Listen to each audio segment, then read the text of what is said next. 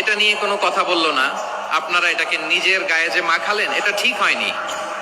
আলোচনার একটা লাইনকে কেন্দ্র করে আমাদের অনেক রাজনীতিবিদ বন্ধুরা অনেক ক্ষুব্ধ প্রতিক্রিয়া দেখাচ্ছেন। ওই কথাকে নিজেদের গায়ে টেনে, নিজেদের গায়ে মেখে ওনারা ক্ষুব্ধ হয়েছেন। প্রিয় ভাইয়েরা, আমি বলেছিলাম যে একদল খেয়ে গিয়েছে, আরেক দল খাওয়ার জন্য রেডি হয়ে আছে। তো এখানে কি আমি কোনো দলের নাম বলেছি? বাংলাদেশে 48টা প্রায় নিবন্ধিত রাজনৈতিক দল, কোনো দলের নাম আমি বলিনি। কথাটাকে আমি জেনারেল রেখেছি। দায়ীদের বৈশিষ্ট্যই এটা, দায়ীরা জেনারেলি কথা বলে, যার যেই মেসেজ নেয়ার তারা সেখান থেকে নিয়ে নেয়।